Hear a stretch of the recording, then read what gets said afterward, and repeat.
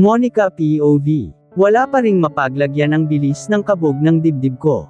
I still can't believe what happened, at pakiramdam ko ay nasa mga labi ko pa rin, ang malambot na mga labi ni Darius, kahit binitawan niya na ang paghalik sakin. Naramdaman ko ang mainit niyang paghinga sa aking tainga.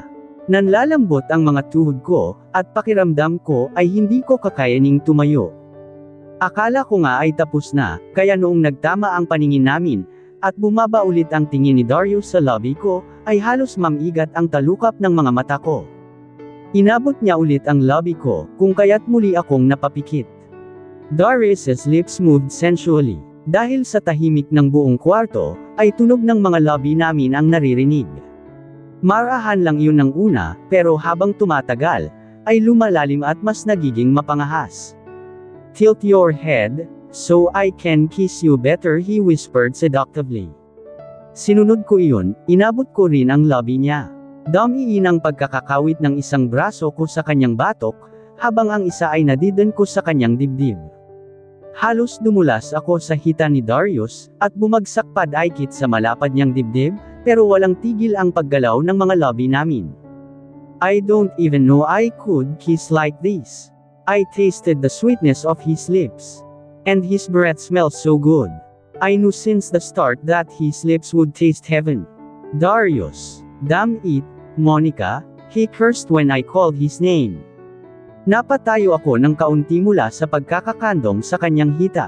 Napatukod ang isang tuhod ko sa couch, na kinauupuan niya at napunta iyon sa espasyo sa pagitan, ng mga hita ni Darius, that were man-spreading while my other knee, went beside his thigh. Napagitnaan ng mga hita ko ang kanang hita niya. Mas humigpit ang hawak ni Darius sa ibabang likod ko.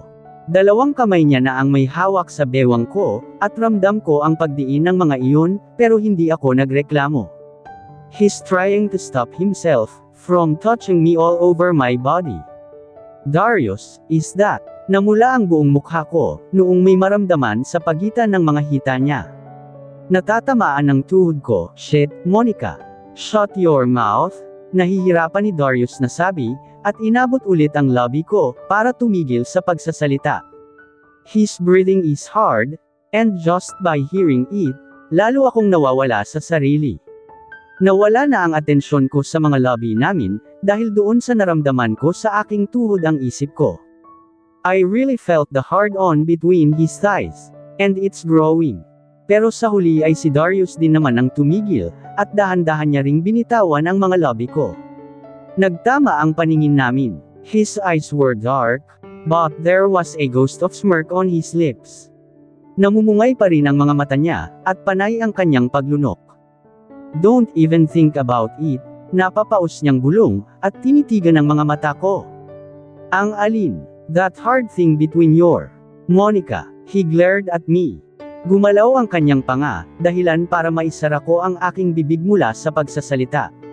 Napatitig ako sa kanya. Well, I am more than satisfied, because of his kisses.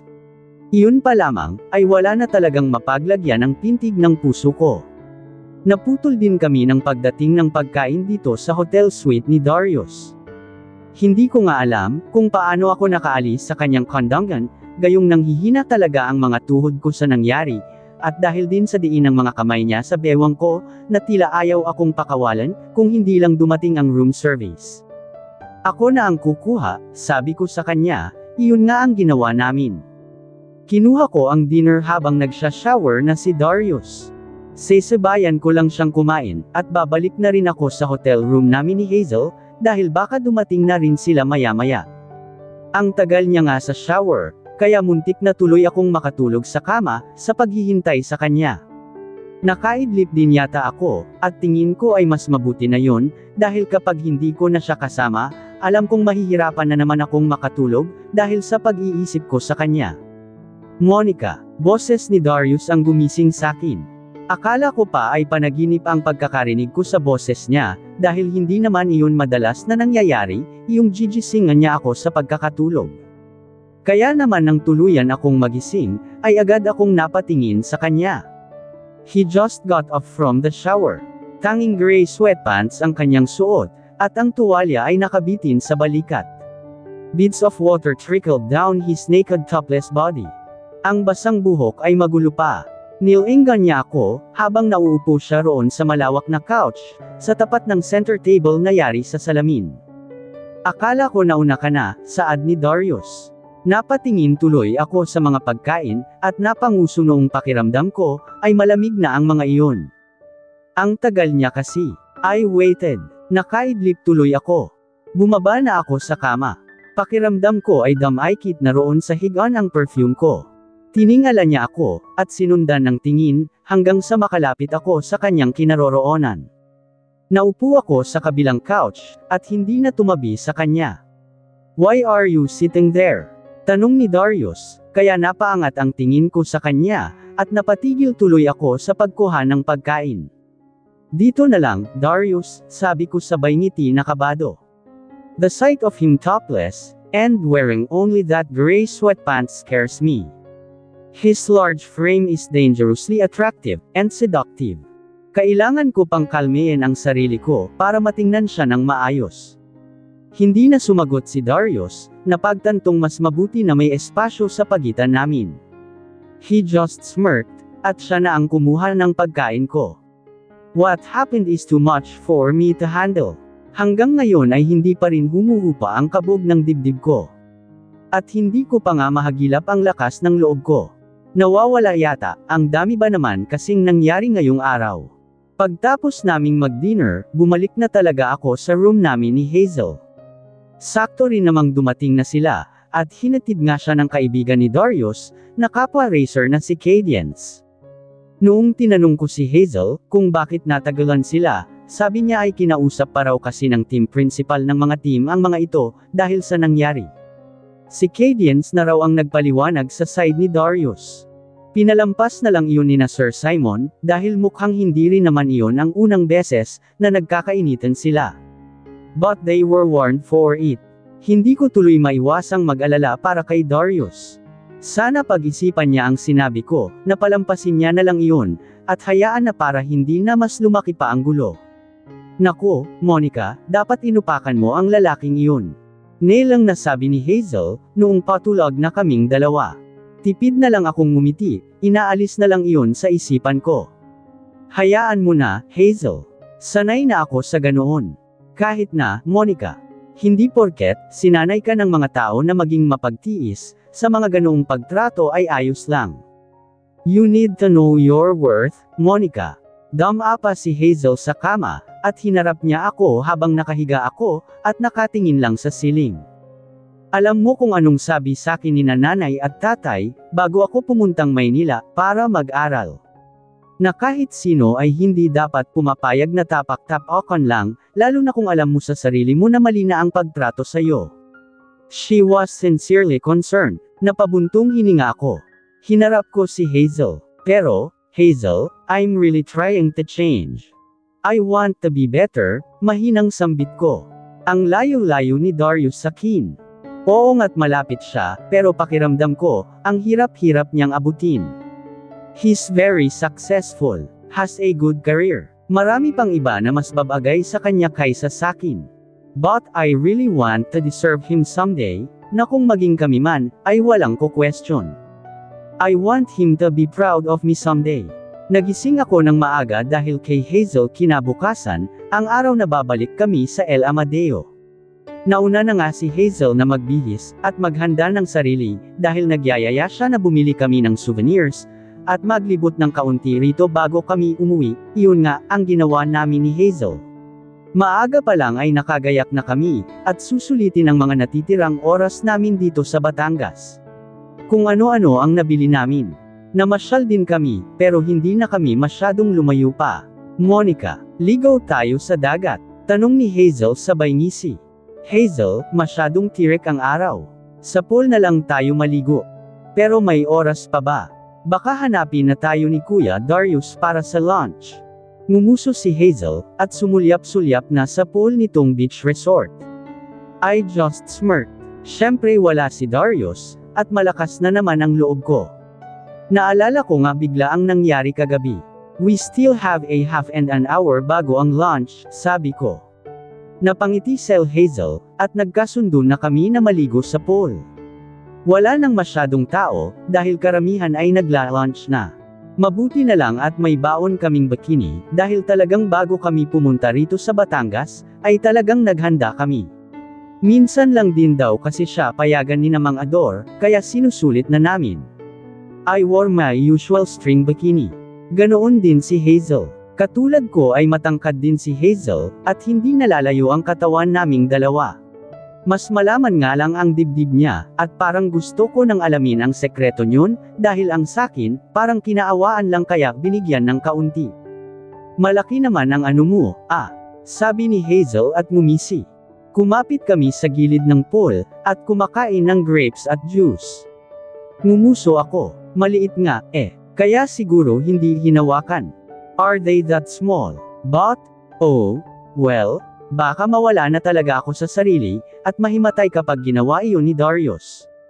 Ngumisi si Hazel noong tiningnan niya ako, nang nakakaloko.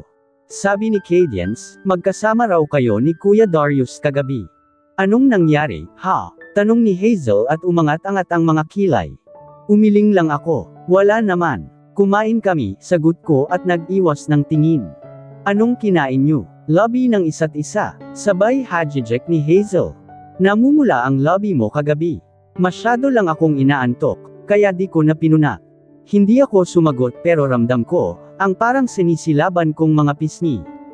So, ano nga, Monica?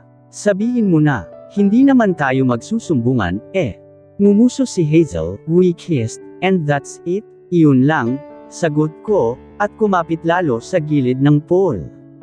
Nanlaki ang mga mata ni Hazel. Eddie, naghalikan nga kayo. Malakas niyang tanong, dahilan para may ilang napatingin samin. Tinakpan niya agad ang bibig, at humingi ng pasensya, saka siya mas lumapit sakin para kumpirmahin iyon. Nako, Monica, iyon lang, wala nang iba. Tumango ako. Hindi naman ako nagsisinungaling. Wala naman na talagang iba.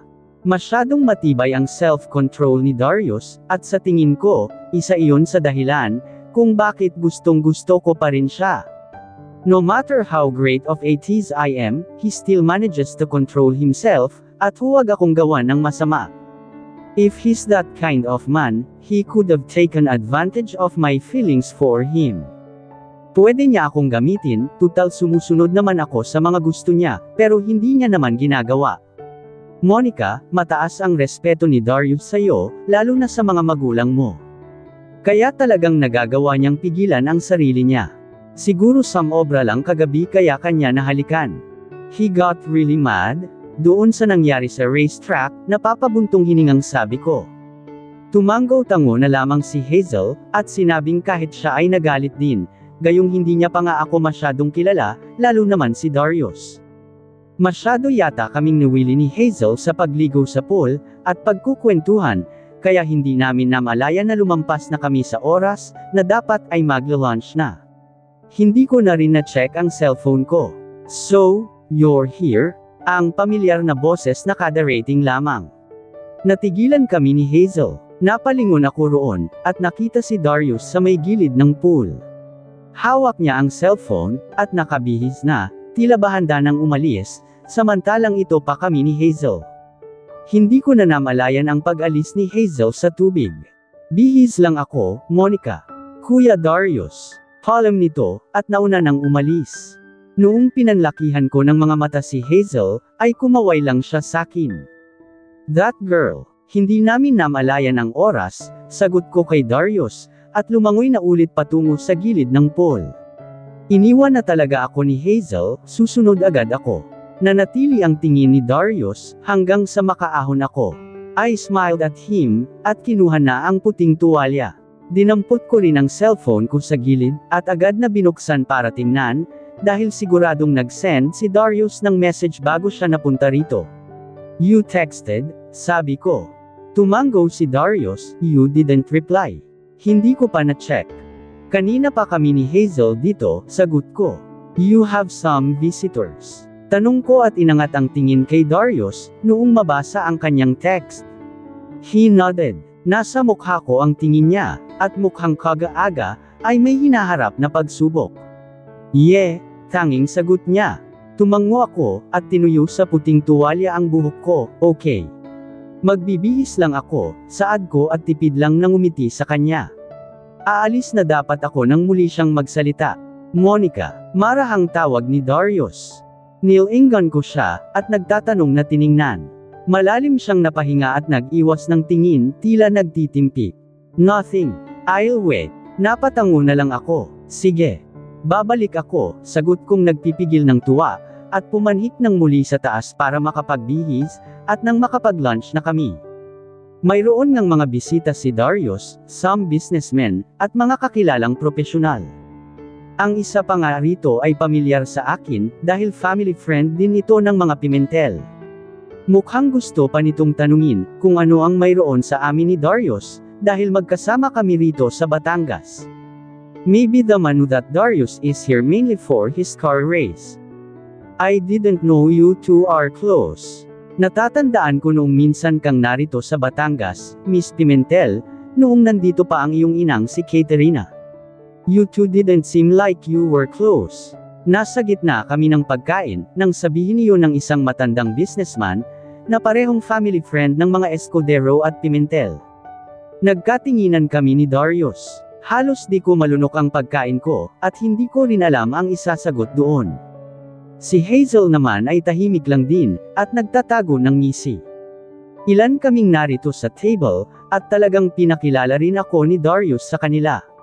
Noong walang nakasagot sa amin ni Darius, ay humalaklak lamang ito, tila may napapagtanto na.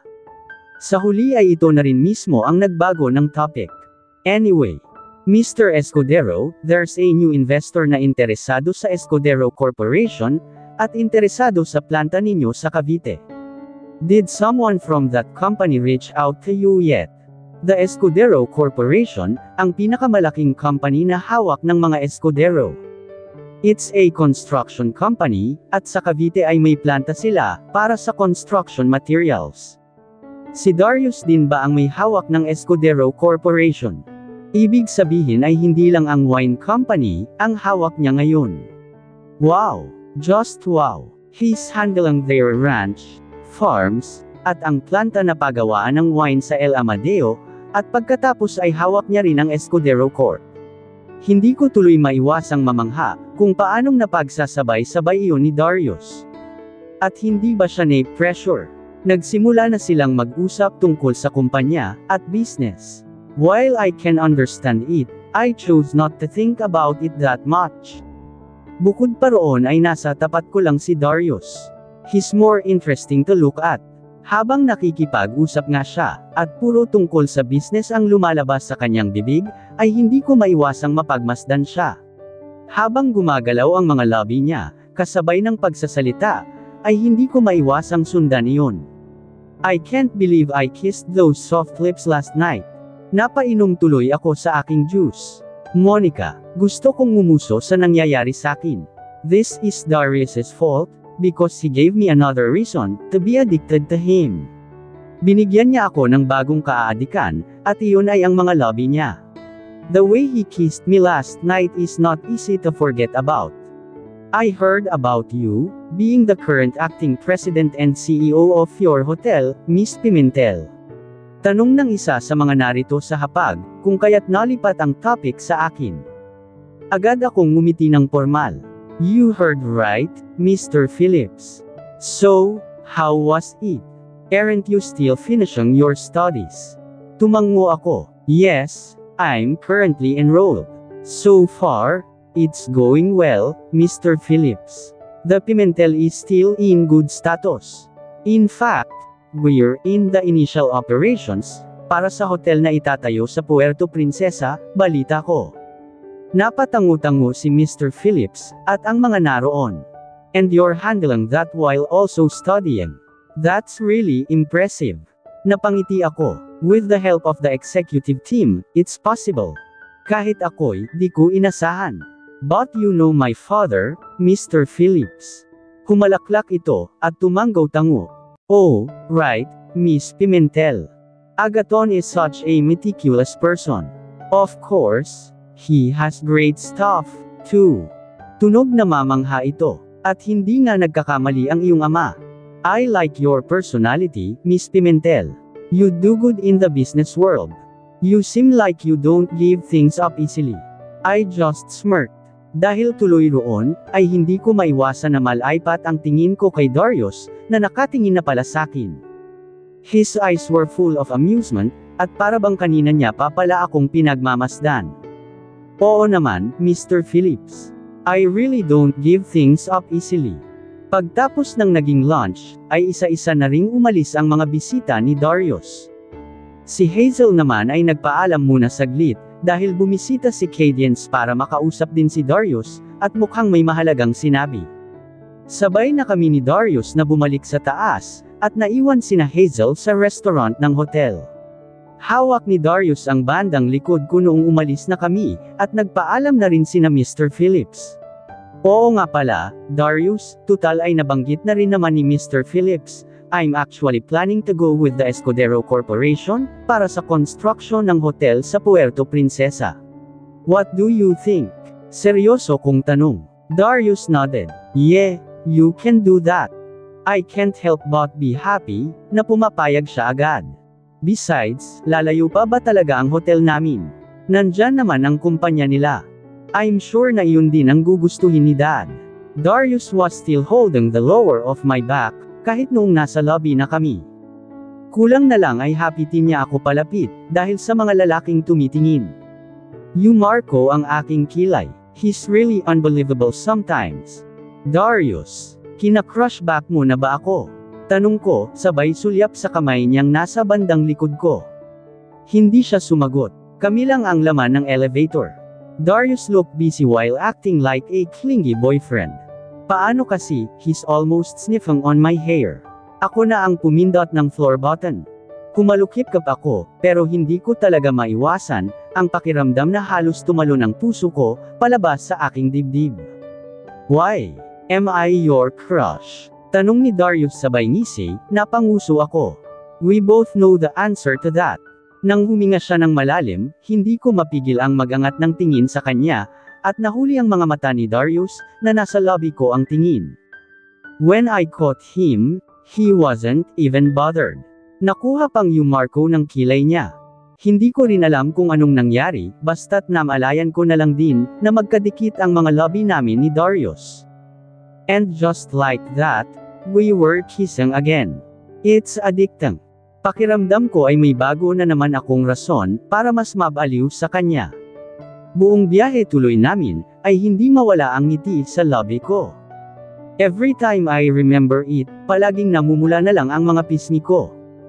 Kahit pagbalik namin sa El Amadeo, pagtapos ng nangyari sa Batangas, hindi pa rin mawala-wala sa akin ang mga iyon. I thought that Darius would change, pagbalik namin sa El Amadeo, pero hindi nagbago ang pakikitungo niya. We've gotten more close. Nagpupunta pa rin ako sa rancho, para magpaturo sa kanya. But of course, that's more because I want to see him.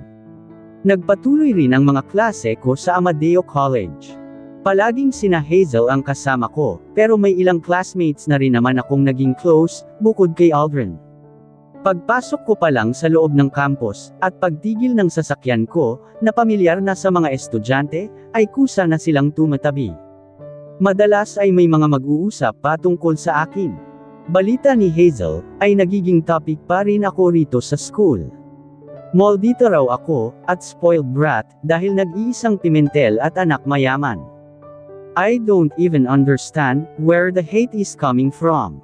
Tila ilag ang mga estudyante, just because I came from one of the rich and known families in El Amadeo. But maybe there's another reason. Katulad na lang ngayon. Pagbaba ko pa lang sa aking sasakyan, ay may sumalubong na sakin, a guy from Amadeo College's basketball team, with some of his male friends. Nakalimutan ko na nga ang pangalan nito, dahil bukod sa hindi na talaga ako pumapansin ng mga ganito, ay nalilito na rin ako madalas. Hi, Monica, late ka na kay Professor Lo, Bati nito agad, sabay ngiti at halos kumislap ang mga mata. Ako na ang magbuhat ng gamit mo. No, thanks. Kaya ko na, sabi ko sabay ngiti ng may pasensya, at sinara na ang pinto ng aking kotse. Buhat ko ang libro ng maglakad, pero sinasabayan pa rin ako nito. Oo nga pala, Monica, I heard naglalaro ka ng billiards. We own a place malapit sa Lala. Tuloy-tuloy lang ang lakad ko, ngunit desidido silang sundan ako. Lagi naman nila yung ginagawa, at dapat ngayon ay sanay na ako.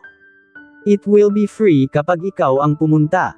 Anytime. Tila imbita nito sabay ngisi. Hindi na ako naglalaro, simpleng sagot ko.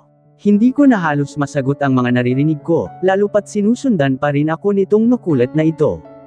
Hindi ko tuloy maiwasang maisip, kung ganito rin ba ang nararamdaman ni Darius, tuwing lapit ako ng lapit sa kanya. Bakit ba hindi mo ako pinapansin, Monica? I heard single ka naman.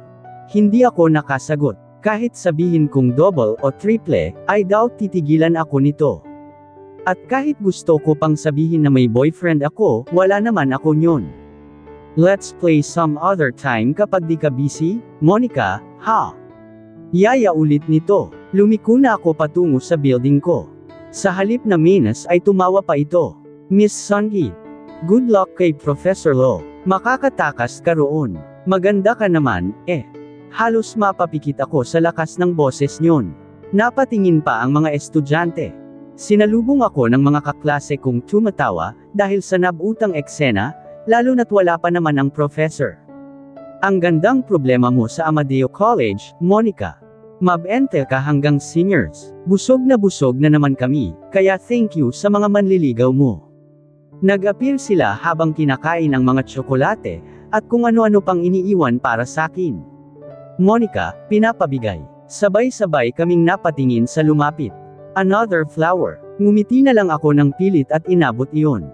Kantsaw na naman ang inabot sa mga kaklase ko, na ikinakaling-iling ko na lamang.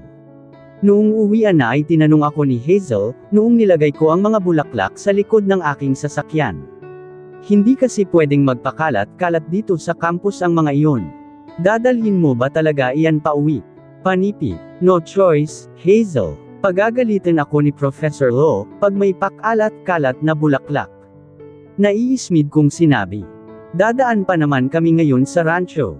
Sure ka, mangangamoy away na naman. Lumaki ang ngisi ni Hazel sa sinabi. I just sighed. Pinatong ko ang mga libro ko sa mga bulaklak na nasa boxset, hoping that it wouldn't get noticed later. At dito na po nagtatapos, ang 17 kabanata ng ating kwento. At sanay muli niyo po akong samahan, sa mga susunod pang kabanata. Maraming salamat po.